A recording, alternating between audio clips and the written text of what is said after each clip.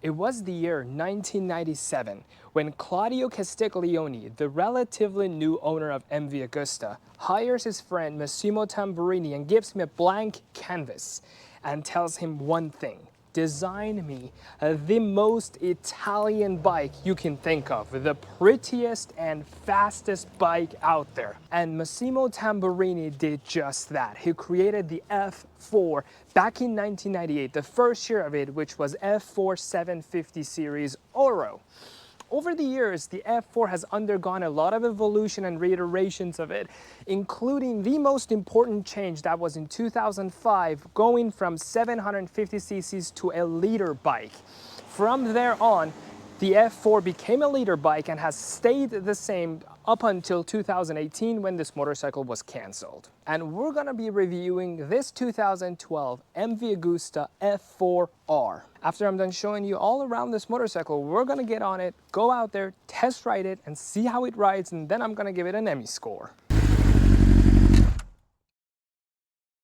Now, let's start at the heart of this motorcycle, the 998cc liquid-cooled four-cylinder, inline four-cylinder engine from MV Agusta. This engine on the F4 makes about 185 horsepower and about 85 foot-pound of torque. Now, exiting the engine, the four cylinders, you have four exhaust headers over here, and they all converge into the catalytic converter, and they come out in one pipe all the way up to here. Now, the pipe here diverges into four other pipes that go out under the seat and give MV Agusta its most iconic look ever. Compare and contrast this with like some Kawasaki or Yamaha or Honda motorcycles, that it is almost mandatory for you to take the slip-on off them and put something slightly more tidy and prettier back on the motorcycle. This motorcycle, you would be a fool if you remove the stock exhaust system and put something aftermarket on it, because it is absolutely gorgeous. And this engine sounds pretty good. Take a listen to the stock setup on the 2012 MV Agusta F4.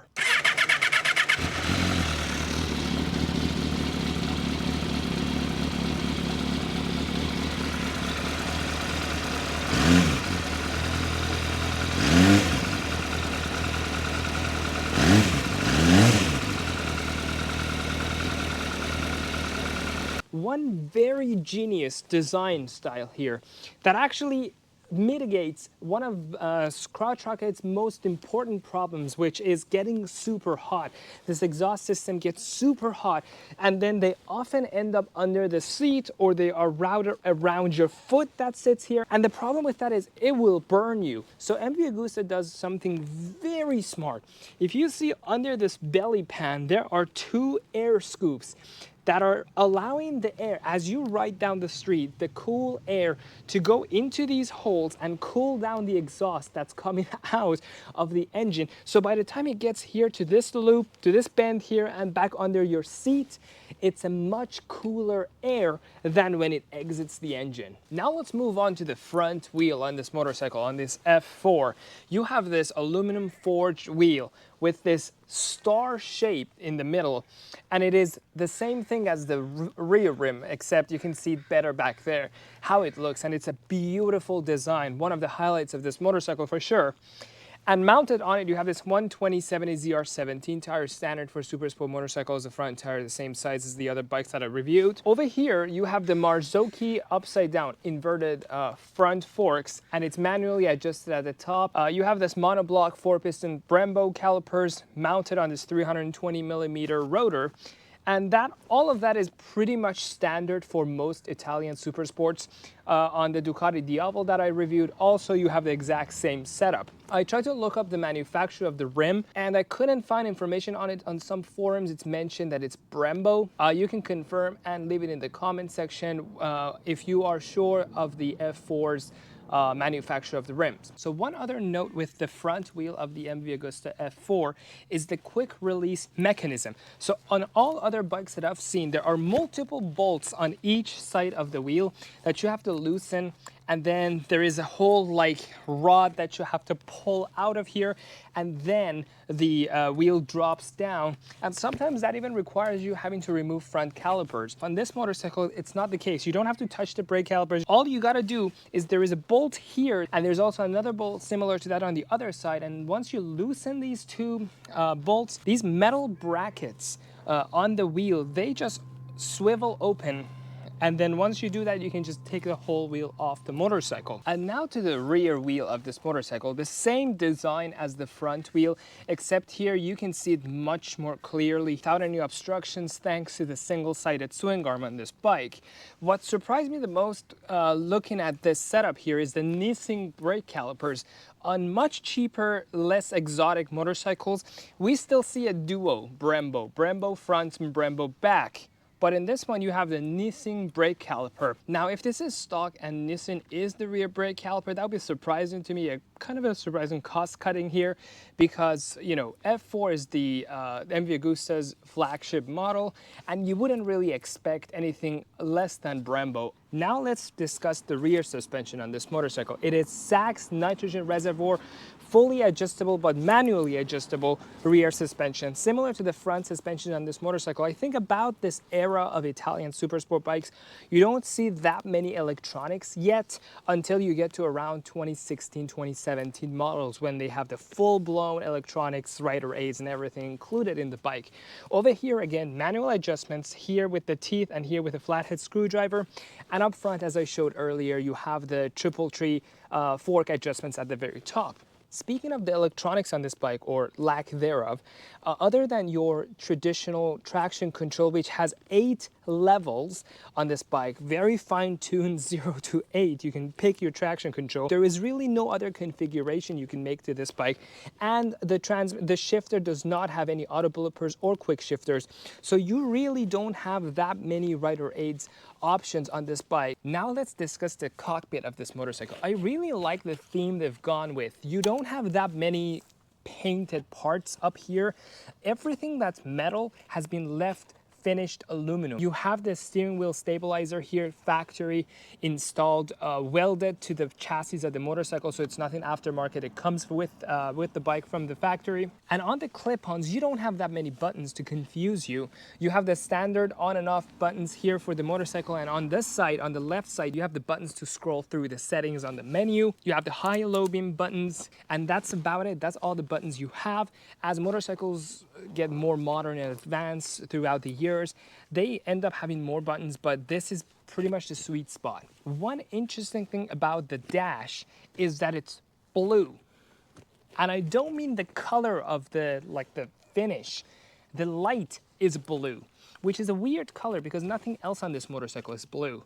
So I don't really know why they picked that. Maybe the MV Agusta's theme color is blue from the logo, but other than that, there's really no reason for this to be blue. Now let's talk about my favorite subject here, the design philosophy of this motorcycle, that everything has to just be beautiful and striking and nothing less. Starting with the front, you have this Cyclop one single headlight with that halogen bulb, massive bulb in there. And then you have these beautifully body painted mirrors which have a hidden feature actually 2 hidden features in them. One is this spoiler built into the mirror, adding downforce. I never noticed this on the F4 until I saw it in person, up close, making this video. I noticed these 2 spoilers built into the mirror. And the other features are these holes at the bottom of the mirror for the water to drain out of the mirrors so that they don't gather around the mirror, making it hard to see or splash back on you. Another design characteristic that I really like about this motorcycle are the turn signals being integrated into the mirrors, especially mirrors on this bike that are beautiful and body painted. You know you're not going to be taking these mirrors off because of the built-in spoilers and the turn signals in them. And I can't imagine how expensive these mirrors would be, but I prefer this way more than the stocks on some motorcycles that shoot out from the sides and they have the turn signals on them. They look way more temporary looking, and they also look like they were afterthoughts rather than this one being part of the design of this motorcycle. Another design characteristic of the F4 are these two prominent air scoops that go this way in and come out the other end. And you can see right above these fans, what I didn't notice about the F4 before, again until I saw it in person, are these flying buttresses, I want to call them. Not quite buttresses, but they kind of almost do look like them. You can see this fuselage comes down to a very sharp dip and then shoots out again before it forms these two air scoops. And you can see these lines that just go through the bike. I really like that design here. And again, these front two air scoops, these two half buttresses, and these two air spoilers that are built into the mirror overall create this super hot and beautiful front end for this motorcycle. Just this design overall, everything coming to a point here reminds me of the F-18 Hornet airplanes that come out to that one screw at the very end. That just everything beautifully tied together. I really dig the front look of this bike. But nothing is as beautiful as the rear end of the F4. You know, the F3, the front end of the F3 really looks similar to the F4. I can't personally just look at the front of these bikes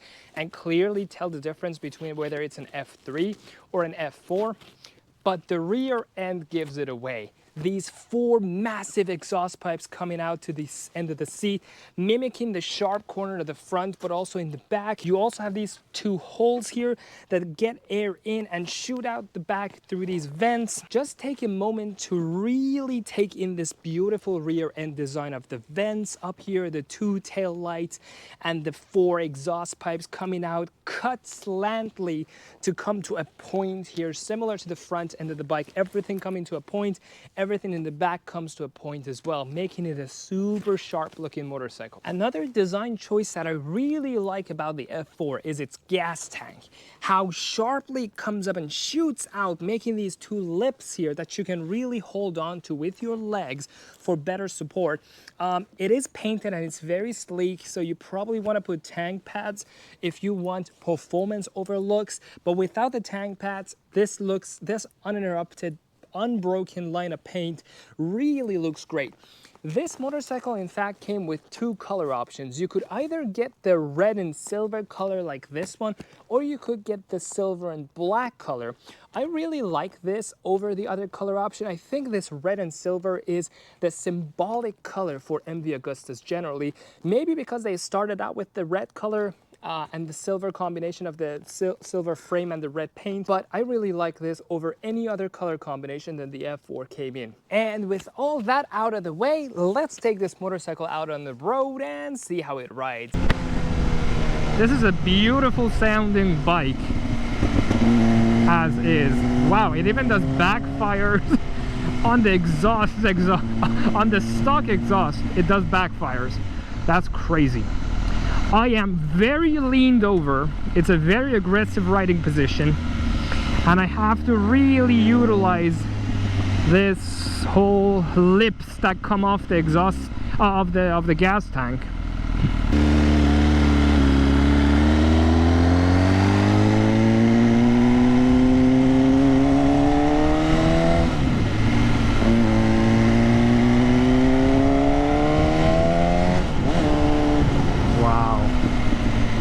Bike is jumpy. Now, power delivery, the transmission, the shifting leaves something to be desired, and I don't really blame that. It is, after all, a very analog, older-ish Italian bike, so it's not the smoothest thing you can deal with, but it's very quick. So it's not very smooth, but it's very quick, which I think is what you want really in a performance motorcycle. All right, let's see. Let's go to first gear. Okay, let's see.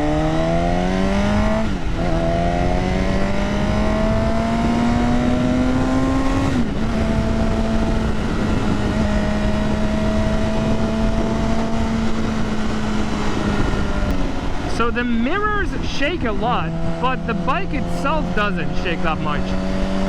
I don't know what magic has gone into this, but maybe it's the Sachs rear shock or whatever.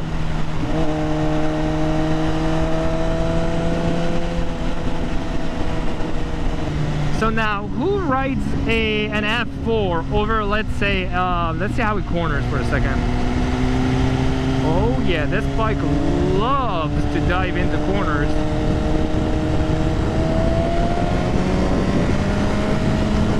And it loves to come out of corners too.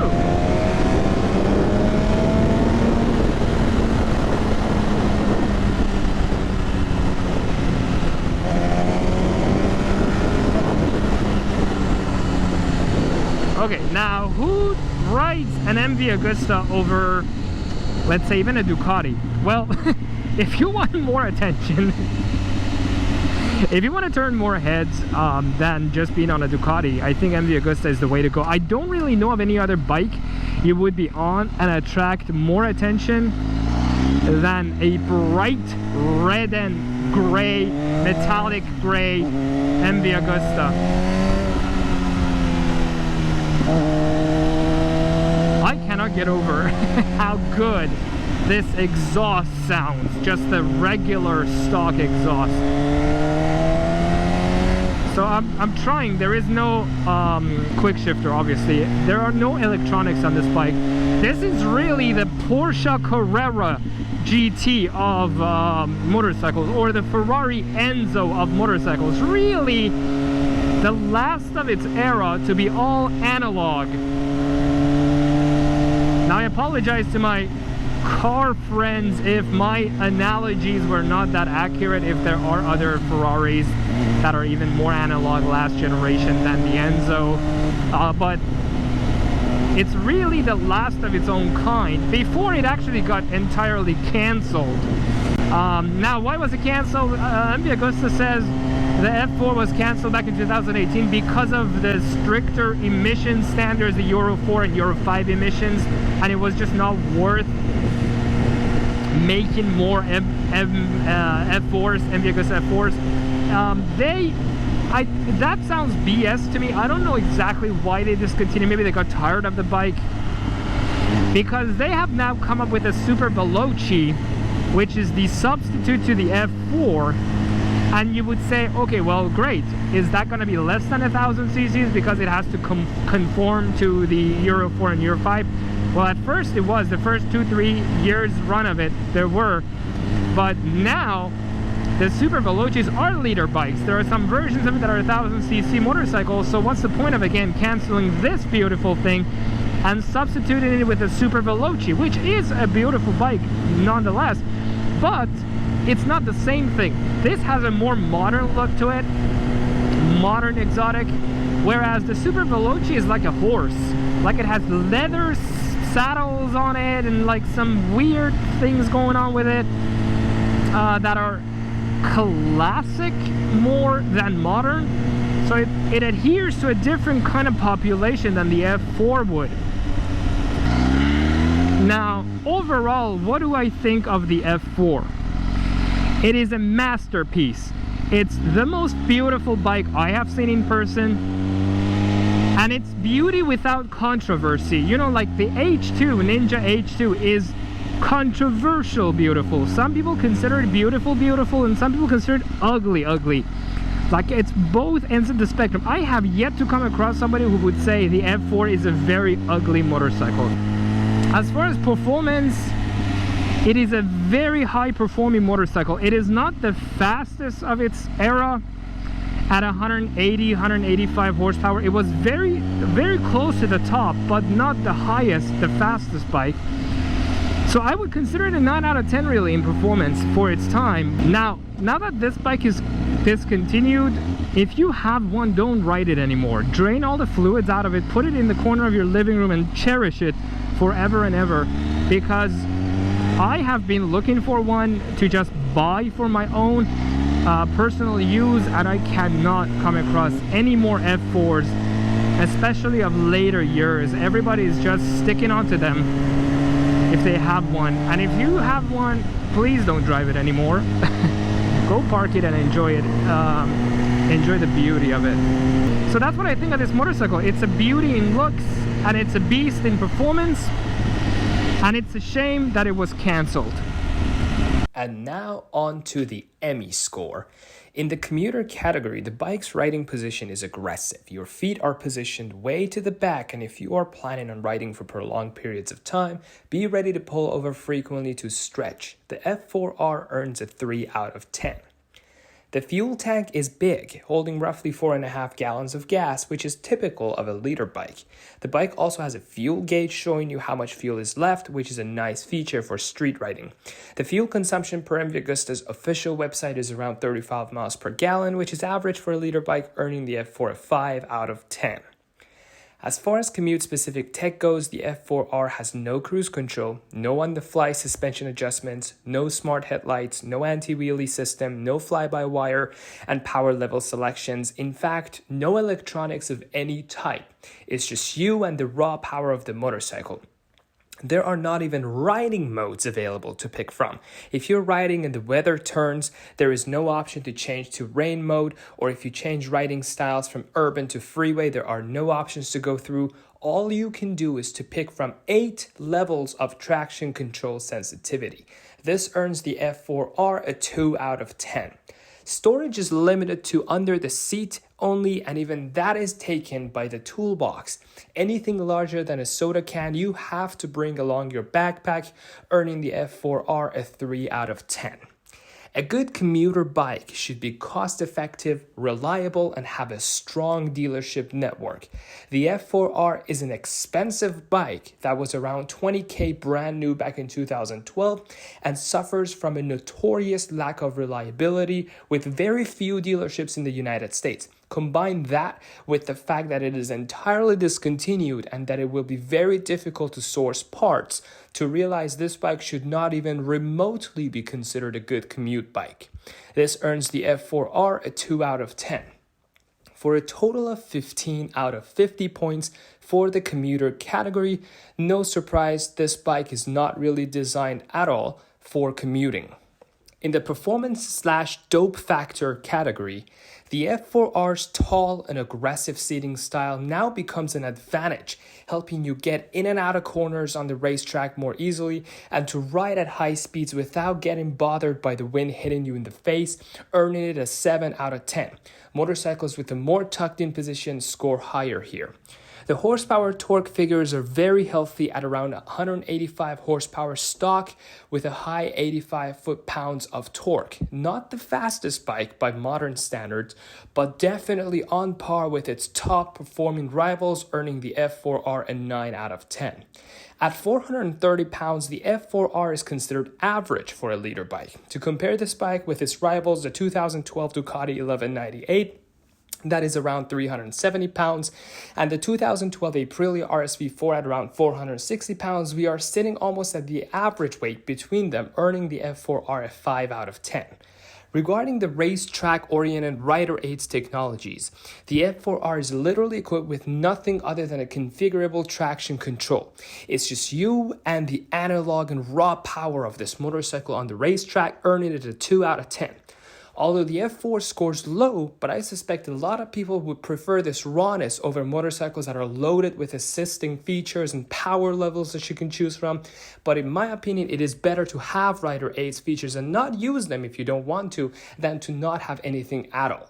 As for the F4R's design choices and marketplace, it is probably the most attractive motorcycle I have come across, with its single-sided twin arm, the classic red and silver paint combo, and most importantly, the beautiful undertail quad exhaust. At the price of $20,000 brand new, it is definitely considered a higher-end motorcycle, and combined with the fact that it is a desired Italian bike that is discontinued, I suspect the price of a cleaner specimen like this one would continue to climb. Resale values hold very well and more collectors begin to look for this model, so you will soon see used prices listed for much higher than the MSRP back in 2012. This earned the F4R a 9 out of 10 for a total score of 32 out of 50 in the performance/dope factor category. The F4R is a very attractive and fast bike that defined a new era for MV Agusta. Some consider this bike to be the savior of this brand and the very motorcycle that guaranteed MV Agusta would exist today. If you own this bike, consider yourself very lucky. You should stop riding it, drain all the fluids out of it, and park it in your living room and cherish it for years to come. Because if anything goes wrong with this bike, you will probably never be able to get your hands on a spare part ever again.